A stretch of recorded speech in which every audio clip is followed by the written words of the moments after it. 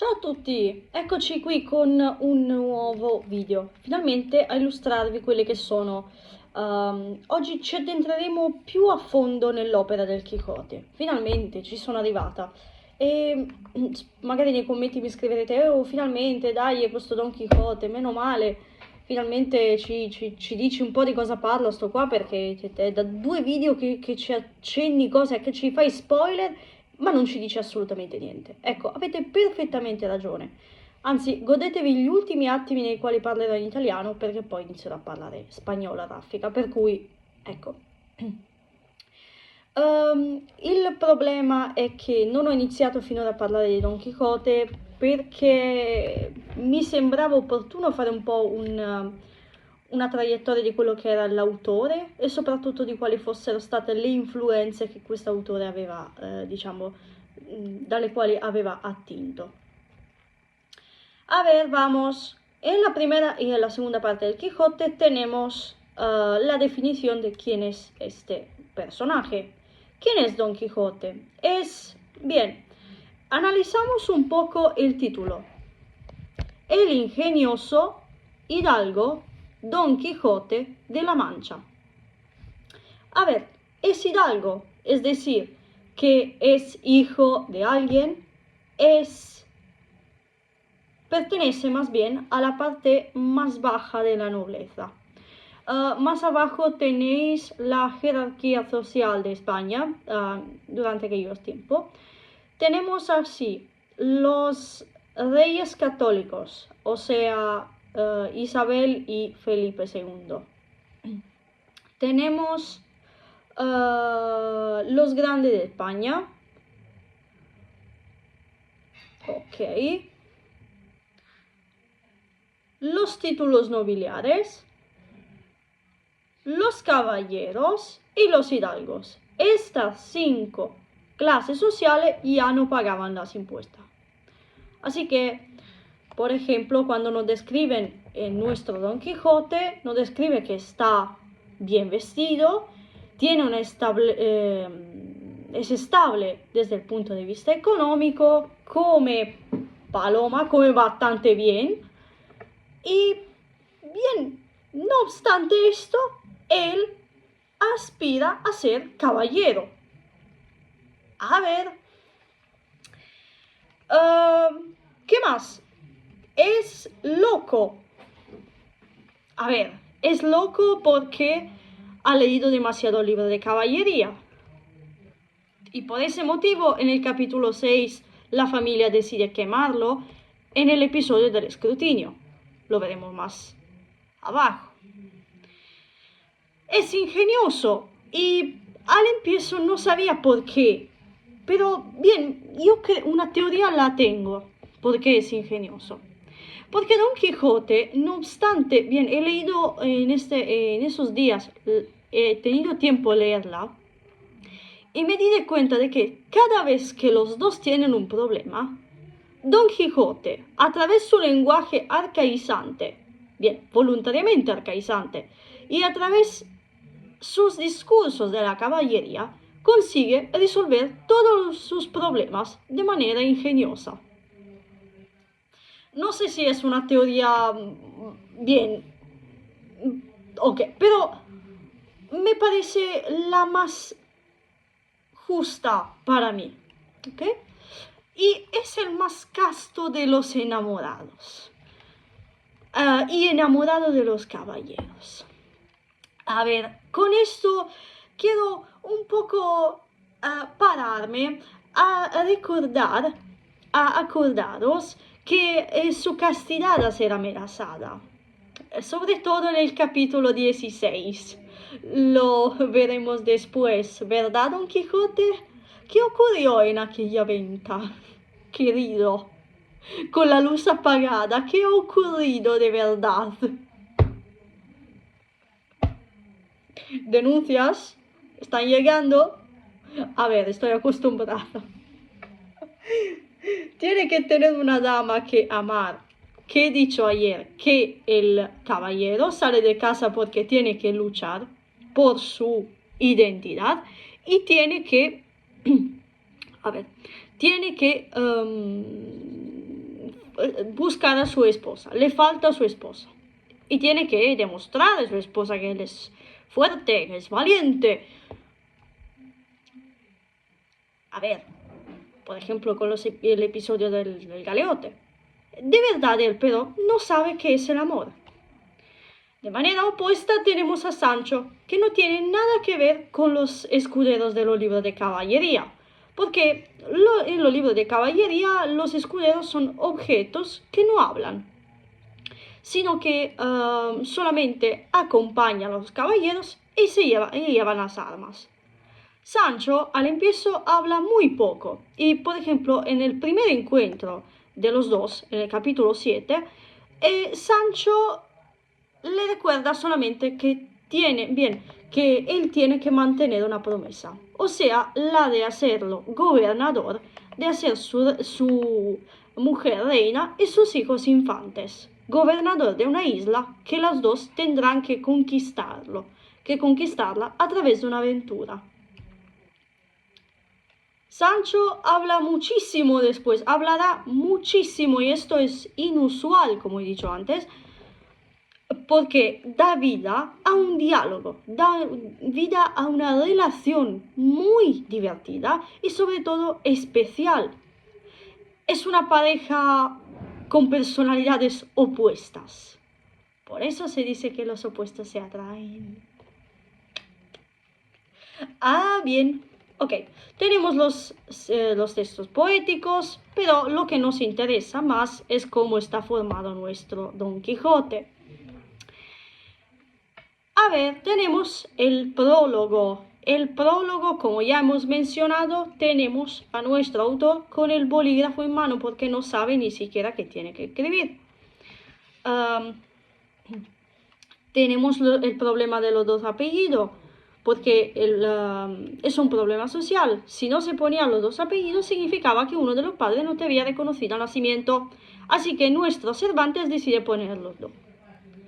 El prólogo había sido escrito por último, porque Cervantes quiso escribir algo bueno, algo significativo, usar sus propias fuerzas, bien, ha sido ayudado un poco por sus amigos, y, a ver, el libro, según alguna crítica, es maravilloso, pero falta de ingenio.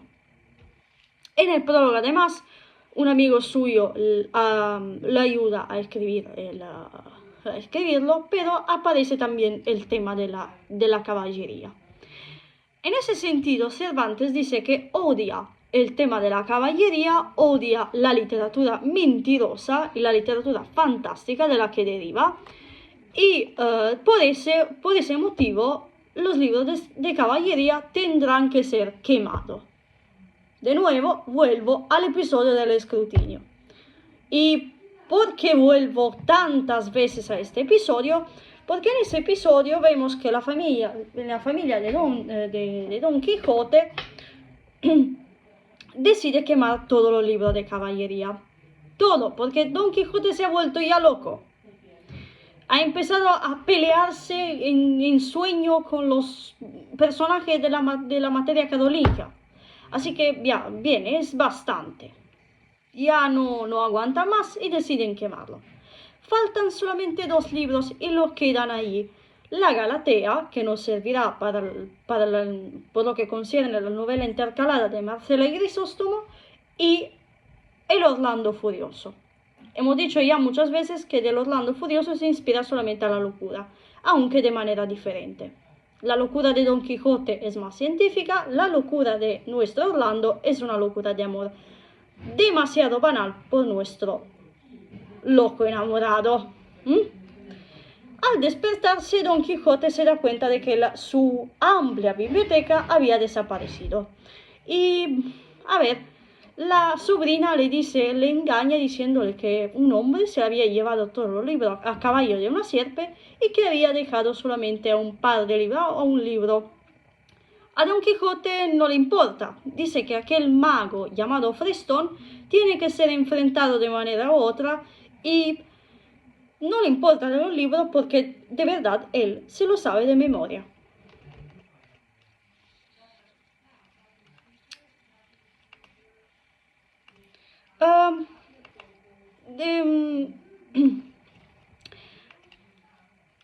Además, los libros, el estilo, Cervantes distingue entre estilo malo y estilo bueno. El estilo bueno es en el que está todo escrito de manera clara, en lo que tenemos palabras significativas, la sintaxis del español es muy clara, y lo que se cuenta, aunque sea verdadera, aunque sea de fantasía, tiene que ser verosímil. Es decir, como dice nuestro Cicerone, tiene que acercarse mucho a la realidad. Aquí tenemos la división de los capítulos. A ver. uh,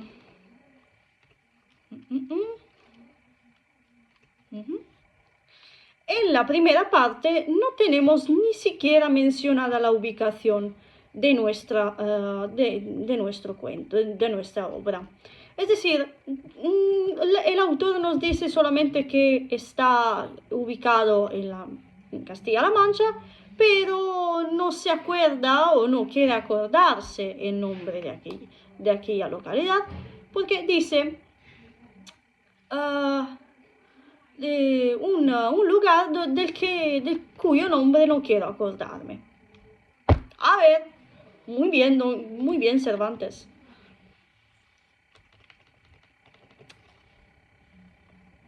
Esto lo hemos ya dicho. Ok.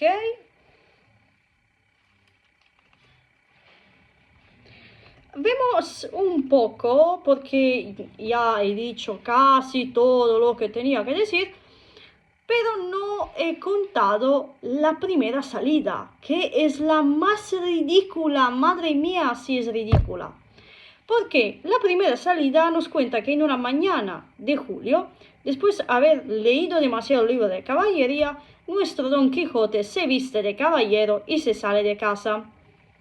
Se queda maravillado después de haber llegado al campo, de haber llegado en un mundo tan grande, sin armarse, sin llevar las armas consigo y para luchar contra eventuales enemigos.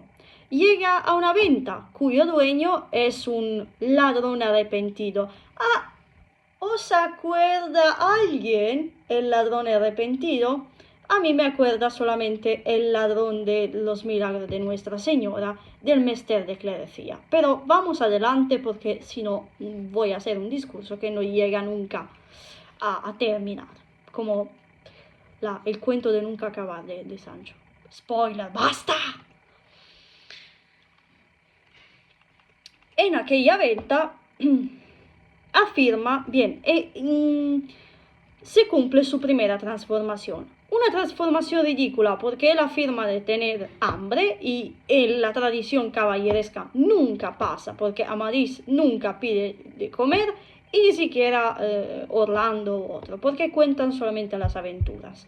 En ese caso se comporta como un pícaro, como Lázaro, por ejemplo, y el culmine llega cuando una de las damas que encuentra, es decir, una de las prostitutas que encuentra, porque, a ver, bien, Cervantes no la juzga, es decir, que se la encuentra y basta ya, es decir, es irónico, pero no critica a nadie, ¿eh?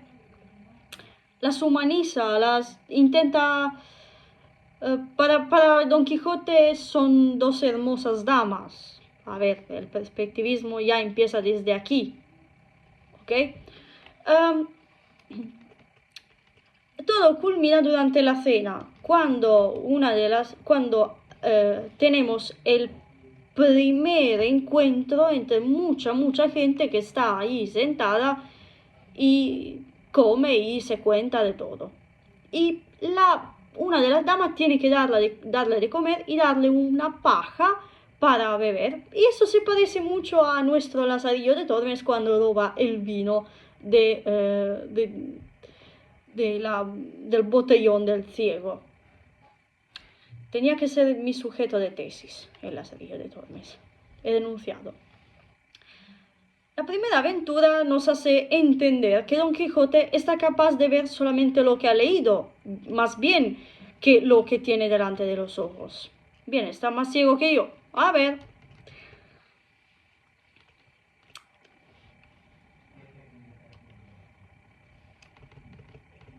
hemos dicho ya del hecho que se salva la Galatea porque lo consideran un libro de buenas intenciones. Hemos dicho cómo se salvan, qué ha pasado aquí en el capítulo 6. Y a ver, vamos a la más divertida. El capítulo 8. A ver, él, después de... a ver, volvemos un poquito al capítulo 6. Después de haber establecido que tiene que enfrentarlo, decide que tiene que tener un escudero. Y se acuerda que alguien en su vecinado podría ser su escudero. Tiene hijos, está casado, tiene un asno, es perfecto. Es un labrador que trabaja en el campo en el verano. Él le promete de hacerlo gobernador y esto lo hemos dicho ya. A ver. Antes de enfrentar la primera salida con la segunda salida con Sancho, Don Quijote empieza a ahorrar un poco de dinero vendiendo la cosa. Después él se van. Por el camino se encuentran con dos molinos de viento, algunos molinos de viento. Sancho sabe exactamente qué son los molinos de viento, pero como Don Quijote ya está loco, cree que son gigantes y quiere atacarlos. Se dispone a atacarlos con su lanza.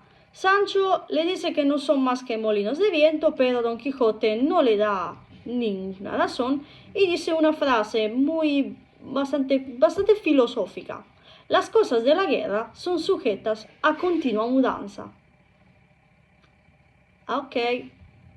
Don Quijote se empeña en atacarlos, ya que él piensa que son gigantes y que han sido transformados por el mago Frestón. Quijote trompieza con su lanza y se cae al suelo, acabando así el combate. Y mientras están marchándose, Don Quijote se acuerda de que en uno de los libros de caballería que había leído, se acuerda de que uno de los caballeros había construido una lanza con un ramo. Así hace lo mismo nuestro Don Quijote. Los dos empiezan a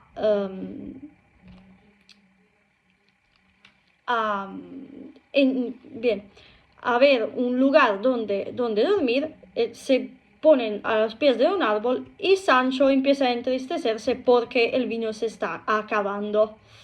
A ver, hijo. Al día siguiente los dos se van al Puerto Lápiz en busca de aventuras. Ven a dos monjes, a una mujer que probablemente es vasca, es noble y Don Quijote cree que los dos están quedando secuestrada a la señora. Don Quijote quiere agredir a los dos, quiere atacarlos, pero nuestro Sancho, como está un poquito más sabio, aunque poco tonto, le dice que no son más que dos pobres frailes, son dos monjes, no tiene que atacarlo. El problema es que Don Quijote no lo escucha, ¿ok? Don Quijote no le hizo caso, ataca a los frailes, uno de los dos se queda, los dos salen corriendo, uno de los dos se queda inconsciente y Sancho empieza a desnudarlo. Ahora, es la cosa más tonta que he visto en toda mi vida, pero bien.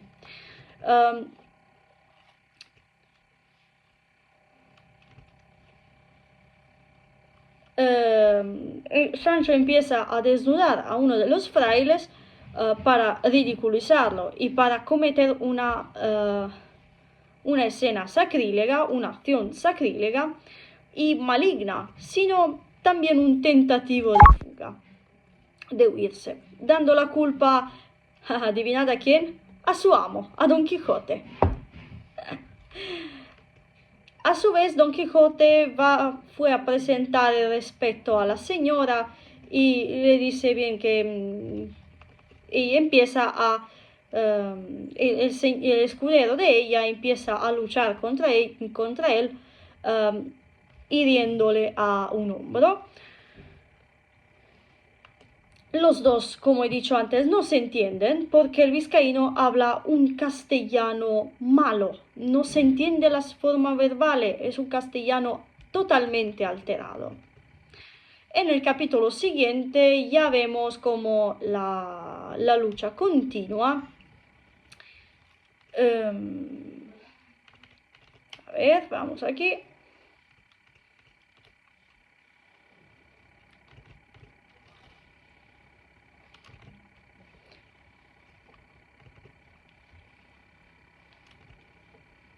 Mientras los dos luchan, la mujer está mirando como si fuera un espectáculo teatral. Vale.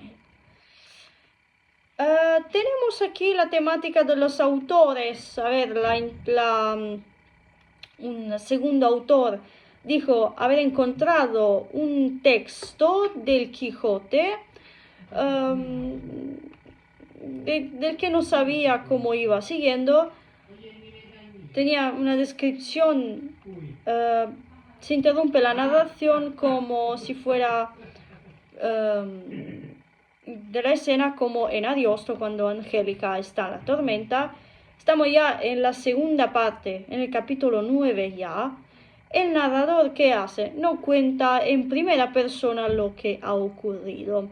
Están en una calle donde hay mucha tienda. En una de estas encuentran dos hombres. Uno está haciendo la seda, el otro está reciclando algunos papeles. Entre estos papeles ya hay algunos un manuscrito con la historia del Quijote. Esa historia del Quijote, pero estaba escrita por un historiador árabe y traducida por un morisco castellano.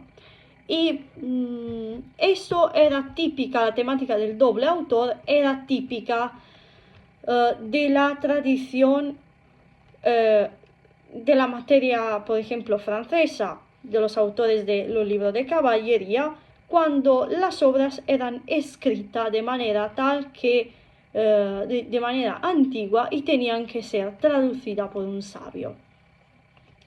Una historia, como he dicho antes, no puede ser fea si es verosímil. Asocia la verosimilitud, Cicerone, a lo que parece realidad. Como ya he mencionado, Cervantes ha construido una historia verdadera a través un testigo llave, es decir, un moro, que, como ya hemos mencionado muchas veces, han sido considerados mentirosos. En el capítulo 10, tras la batalla con el vizcaíno, Don Quijote y Sancho deciden continuar el camino.